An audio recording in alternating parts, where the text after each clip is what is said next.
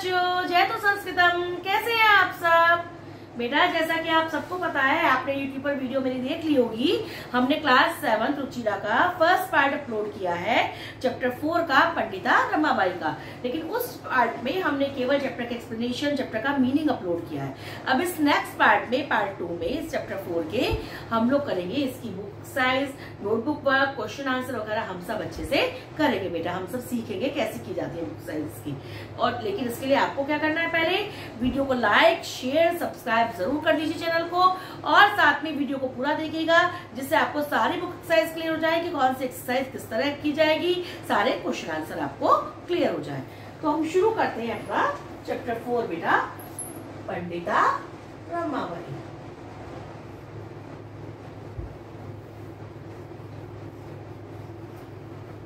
इसका जो first question है बेटा, वो है एक पदेन उत्तर मीन्स वन वर्ड आंसर, जिसमें हम वेरी शॉर्ट, जिसको आप इंग्लिश में बोलते हो, और वन वर्ड आंसर या फिर एक पद में उत्तर देना। फर्स्ट क्वेश्चन बेटा हमारा है, पंडिता सरस्वती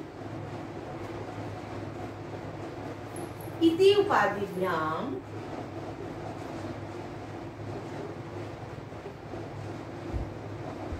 का विभूषिता। पंडिता और सरस्वती इन दो उपाधियों से कौन विभूषित थी, किसको अलंकृत किया गया था? तो इसका उत्तर क्या है बेटा, बताइए किसको अलंकृत किया गया था? पंडिता रमाबाई को। किसको अलंकृत किया गया था? उपाधियों से किसको विभूषित किया गया था? पंडिता रमाबाई को। हमारा नेक्स्ट क्वेश्चन है, रमा कुतः संस्कृत शिक्षा प्राप्तवती। रमा ने कुतः मीन्स कहां से संस्कृत की शिक्षा को प्राप्त किया। बताइए बेटा कहां से प्राप्त किया था उन्होंने? लेसन हम पढ़ चुके हैं, स्वमातुः, अपनी माँ से। उनकी माँ को उनके पिता ने सिखाया था और उन्होंने अपनी माँ से संस्कृत की शिक्षा प्राप्त की थी। फिर हमारा नेक्स्ट क्वेश्चन है, रमाबाई केन सह, रमाबाई ने किसके साथ विवाह अकरोत मीन्स किया। रमाबाई ने किसके साथ विवाह किया? बताइए बेटा किसके साथ विवाह किया था उन्होंने? बताइए। विपिन बिहारी दास से, विपिन बिहारी दास से उन्होंने विवाह किया था। विपिन बिहारी दास के जो नाम के व्यक्ति थे, उससे उन्होंने विवाह किया था। किसने? पंडिता रमाबाई ने। अब आगे देखिए, कासाम शिक्षायै, किनकी शिक्षा के लिए रमाबाई ने स्वकीयम जीवनम, अपने जीवन को अर्पितवती मीन्स अर्पित कर दिया, समर्पित कर दिया। किनकी शिक्षा के लिए रमाबाई ने अपने जीवन को समर्पित कर दिया?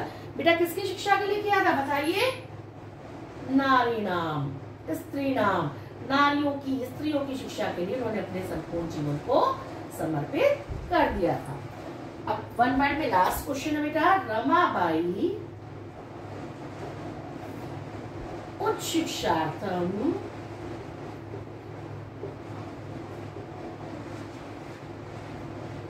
कुत्र आगच्छत। रमाबाई उच्च शिक्षा के लिए कुत्र आगच्छत मीन्स कहाँ गई? कहाँ गई थी बेटा वो शिक्षा प्राप्त करने के लिए? इंग्लैंड देशम, इंग्लैंड देश गई थी ना हायर एजुकेशन प्राप्त करने के लिए, वो इंग्लैंड देश गई थी। तो ये देखिए आपके सारे आंसर्स हो गए वन वर्ड वाले। पंडिता और सरस्वती उपाधि किसको मिली थी? दो उपाधियां पंडिता रमाबाई को। रमा ने कहां से संस्कृत की शिक्षा प्राप्त की? अपनी माँ से प्राप्त की। रमाबाई का विवाह किसके साथ किया उन्होंने? विपिन बिहारी दास से किया। कासाम शिक्षा है, रमाबाई स्वकीय जीवन, किसकी शिक्षा के लिए रमाबाई ने अपने संपूर्ण जीवन को समर्पित कर दिया?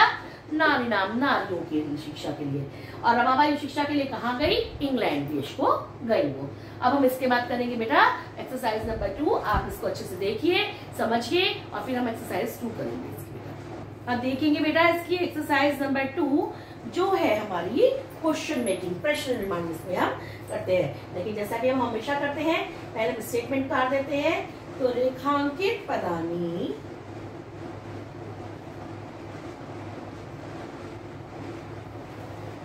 रेखांकित पदों को आधत्य आधार मानकर, आधार बनाकर प्रश्न निर्माण, प्रश्नों का निर्माण कुरुत मीन्स कीजिए। रेखांकित जो पद है, अंडरलाइन जो वर्ड है, उन्हें आधार बनाकर प्रश्नों का निर्माण कीजिए। तो फर्स्ट जो है हमारा, रमायः पिता समाजस्य प्रतारणाम् असहत। इसमें जो है बेटा हमारा रमाया जो है वो अंडरलाइन। तो जब रमाया अंडरलाइन है तो उसका मीनिंग क्या हुआ? रमा के पिता ने समाज की प्रताड़ना को सहा। अब हम आपको कहें रमा के हटाकर आप किसी कोई क्वेश्चन वर्ड लगाइए हिंदी में, तो आप क्या कहेंगे? किसके पिता ने समाज की प्रताड़ना को सहा। तो किसके लिए क्या वर्ड लगेगा बेटा? कस्यः पिता समाजस्य प्रताड़नाम् असहत। यहाँ पे क्वेश्चन मार्क आ जाएगा। अब देखिए नेक्स्ट क्या है इसका, पत्युः मरणांतरम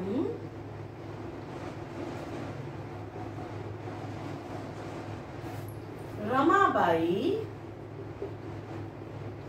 महाराष्ट्रम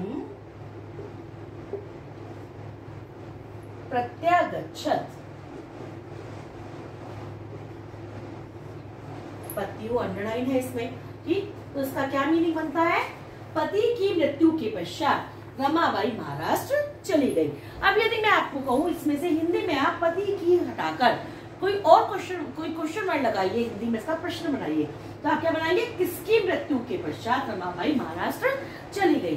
तो किसकी के लिए क्या लगेगा बेटा? कस्य मरणांतरम रमाबाई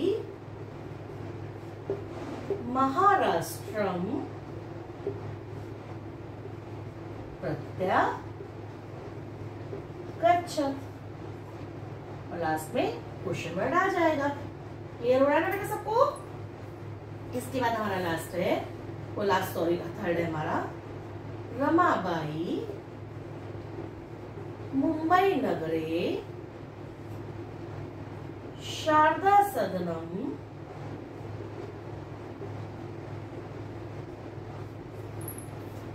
अस्थाप्यत।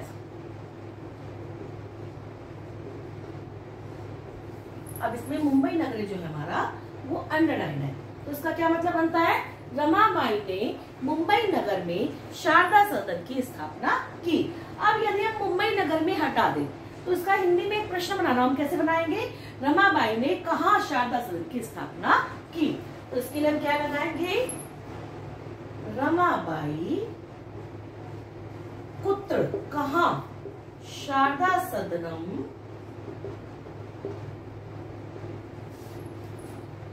अस्थाप्यत। रमाबाई ने कहा शारदा सदन की स्थापना की। और लास्ट में वही हम क्वेश्चन वर्ड लगा देंगे बेटा। इसके बाद है हमारा 1922 तमे ख्रीष्टाब्दे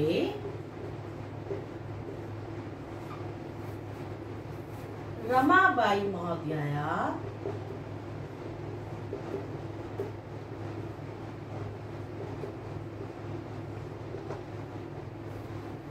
निधनम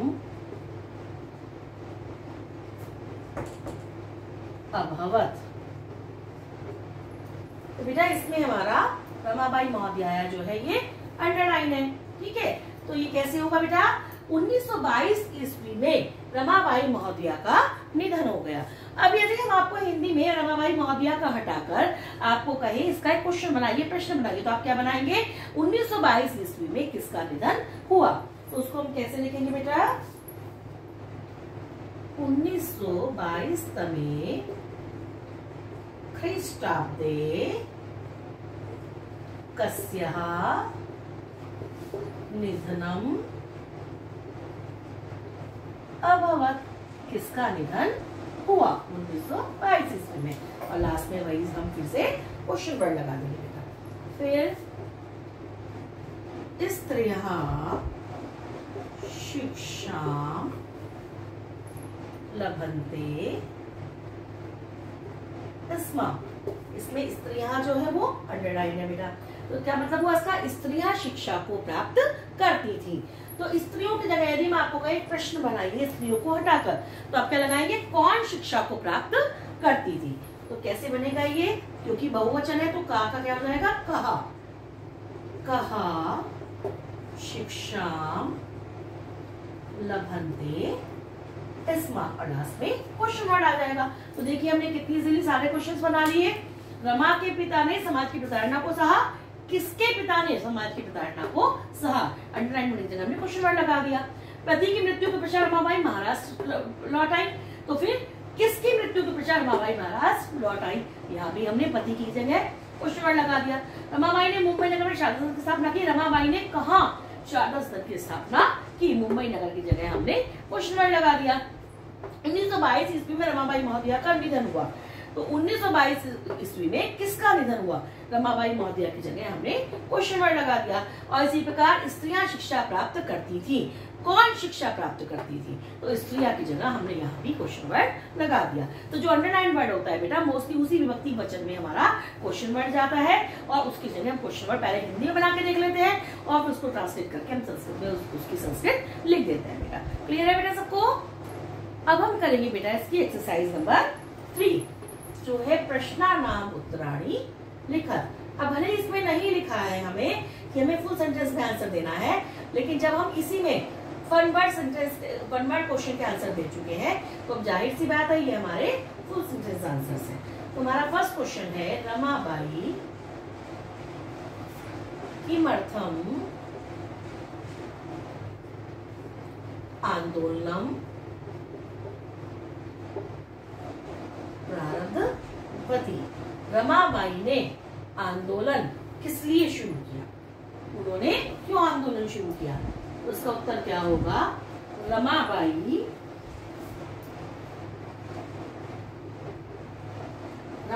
ने स्त्री नाम कृते, स्त्रियों के लिए वेदादि नाम, वेद आदि की, शास्त्राणाम शिक्षायै, और शास्त्रों की शिक्षायै, शिक्षा के लिए, आंदोलन को प्रारब्धवती, प्रारंभ किया। रमाबाई ने क्यों आंदोलन शुरू किया था, स्त्रियों के लिए वेदों शास्त्रों की शिक्षा को अनिवार्य किया जाना चाहिए, पढ़ाया जाना चाहिए, इसलिए रमाबाई ने आंदोलन शुरू किया था। हमारा नेक्स्ट क्वेश्चन है, निस्सहाया स्त्रियां, जो बेसहारा स्त्रियां थी, आश्रम में किम क्या क्या लभन्ते स्म, प्राप्त करती थी, वो क्या क्या प्राप्त वहां पर करती थी। तो इसका आंसर होगा बेटा, निस्सहाया स्त्रियां, जो असहाय बेसहारा स्त्रियां होती थी आश्रम में बताइए क्या क्या प्राप्त करती थी, किसकी चीज शिक्षा मिलती थी उनको, मुद्रण, टंकण, काष्ठ कलादीनाम शिक्षणम, काष्ठ कला आदि की शिक्षा उन्हें लभन्त स्म को प्राप्त, काष्ठ कलादीनाम च शिक्षणम लभन्ते स्म, ये सब वहां पर प्राप्त करती थी, मुद्रण की, टंकण की, काष्ठ कला आदि की शिक्षा वो प्राप्त करती थी। नेक्स्ट है हमारा, तस्मिन् विषये, किस विषय में, रमाबाई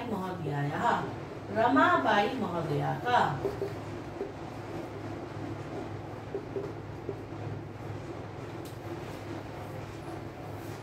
योगदानम अस्ति, योगदान है, किस विषय में रमाबाई का योगदान है? तो इसका आंसर होगा बेटा, बताइए किस विषय में है? हमने किया था ना, समाज सेवा या अतिरिक्तम, समाज सेवा के अतिरिक्त, समाज सेवा के अतिरिक्त लेखन क्षेत्र अपि, लेखन क्षेत्र में भी, लिखने के क्षेत्र में भी रमाबाई महोदया क्या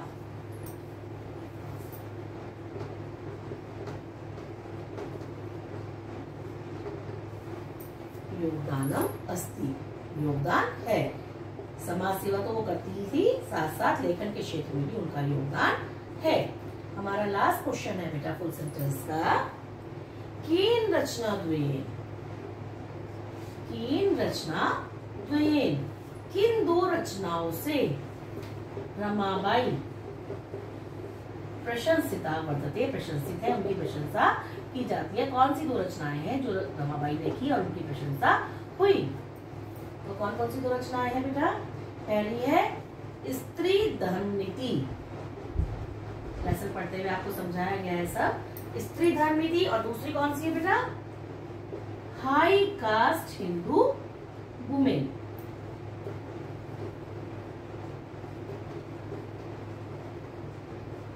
इति रचनाद्वयेन, इन दो रचनाओं से रमाबाई प्रशंसिता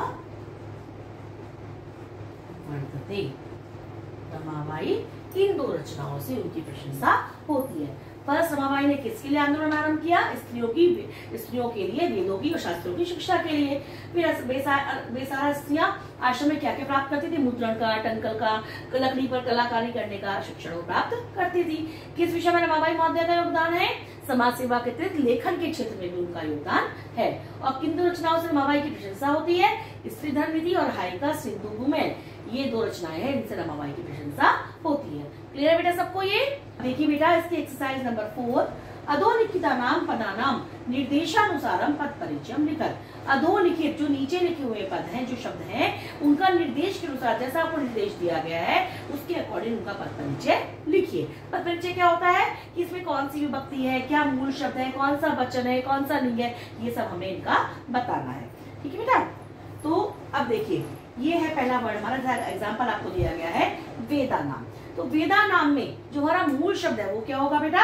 वेद। मूल शब्द हमारा वेद। इसके बाद लिंग कौन सा है? वेद कौन सा लिंग हुआ बेटा? पुल्लिंगम। षष्ठी कौन सी हुई? विभक्ति कौन सी हुई? षष्ठी। कैसे हुई षष्ठी विभक्ति? क्योंकि वेदा नाम, रामाणाम, बालका नाम सुना होगा ना आपने, तो षष्ठी विभक्ति। और वचन कौन सा? बहुवचन। इसी प्रकार हमें इन सारे शब्दों का मूल शब्द, लिंग, विभक्ति और वचन बताना है। पिता, पिता का मूल शब्द क्या होता है बेटा? पितृ। और लिंग कौन सा होता है? तो सबको पता है, पिता में कौन सा लिंग आएगा बेटा? पुल्लिंगम। ठीक है। और वचन कौन सा हुआ बेटा इसमें? प्रथमा। और विभक्ति कौन सी हुई? प्रथमा। और वचन कौन सा हुआ? एक वचन। इसी प्रकार शिक्षायन, इसका मूल शब्द क्या होगा? शिक्षा। लिंग कौन सा होगा बताइए शिक्षा का? स्त्रीलिंगम। जैसा कि मैंने आपको शुरुआत में ही कहा था अभी थर्ड एक्सरसाइज के बाद कि टाइम ज्यादा हुआ तो हम आपको पूरा लिख देंगे आपके सामने, और नहीं तो मैं लिख के छोड़ दूंगी, बाकी आप एक्सप्लेन करते हुए उसको फिल करेंगे। तो ऐसे हम कर रहे हैं। अब बताइए शिक्षा यही कौन सा इसमें आया बेटा? बालिका यही। कौन सी विभक्ति आई इसमें? चतुर्थी विभक्ति आई बेटा। और इसमें वचन कौन सा आया बेटा हमारा? एक वचन। क्लियर है बेटा? फिर कन्या, ठीक, कौन सा हुआ मूल शब्द? कन्या। अब कन्या जैसा कि आपको क्लियर हो रहा है, ये भी कौन सा लिंग हुआ? स्त्रीलिंग। ये थोड़ा सा आपको दिक्कत आ रही होगी बेटा, क्योंकि आपको सारे शब्द रूप याद नहीं है। ठीक, इसके लिए सारे शब्द रूप याद करने पड़ेंगे आपको।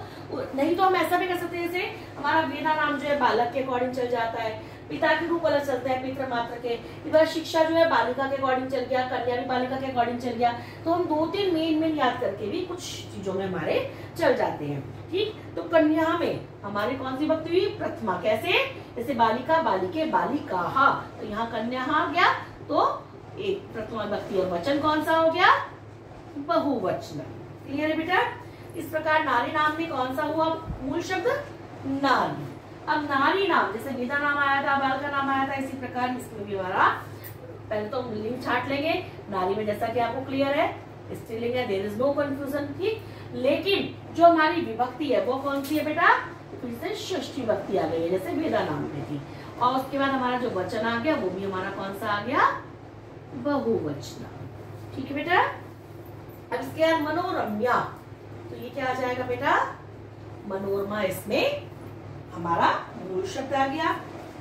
वचन कौन सा आ गया हमारा? स्त्रीलिंग आ गया बेटा, ठीक। विभक्ति कौन सी आ गई बेटा? तृतीया विभक्ति आ गई।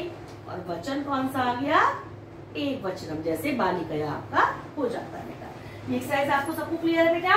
इसमें हमें ये जो शब्द दे रखे हैं, इस शब्द को ही हम पद बोलते हैं जब वो सेंटेंस में हो जाता है। तो उसके लिए हमें हमका मूल शब्द बताना है जो हमने सबका बता दिया है, फिर हमें लिंग बताना है जो हमने सबका देख लिया है, फिर इसमें कौन सी विभक्ति और इसमें कौन सा वचन है। अब हम करेंगे बेटा एक्सरसाइज नंबर 5। अब देखिए बेटा इसके एक्सरसाइज नंबर 5, अधोलिखिता नाम धातु नाम लकारम पुरुषम वचनम च लिखत। ये जो हमें धातु रूप दे रखे हैं, इसके हमें लकार लिखना है, हमें इसका धातु बतानी है कौन सी है, इसका हमें लकार लिखना है कौन सा है, पुरुष लिखना है और इसका हमें वचन बताना है। जैसे मैं एग्जांपल के तौर पर आसीत दिया है, तो आसीत जो है बेटा हमारी कौन सी धातु है? अस धातु, होना, ठीक। इसके बाद हमारे को क्या दिया है? लकार। तो लकार कौन सा है? लंग लकार, भूतकाल है। पुरुष कौन सा है? प्रथम पुरुष। और वचन कौन सा है? एक वचन। इसी प्रकार हमें सारे धातुओं का बताना है। जैसे कुर्वंती है, तो ये कौन सी धातु हो गई बेटा? हमारी क्री धातु। कौन सा लकार हो गया बेटा? लट लकार। कौन सा पुरुष हुआ बताइए? प्रथम पुरुष। करोति कुरुतः कुर्वंती। और ये कौन सा वचन हुआ बेटा हमारा? बहुवचनम, जैसे आपने पट्टी पट्टा पठंती पढ़ा भी है। अब यह है हमारा आगच्छत। आगच्छत कौन सा हुआ बेटा? कम धातु, ठीक। इसके बाद हमारा लकार कौन सा हुआ? लंग लकार, भूतकाल है इसमें बेटा हमारा लंग लकार। इसके बाद हमारा पुरुष कौन सा हुआ बेटा? प्रथम पुरुष हुआ। और इसके बाद हमारा वचन कौन सा हुआ? एक वचन हुआ बेटा। क्यों हुआ?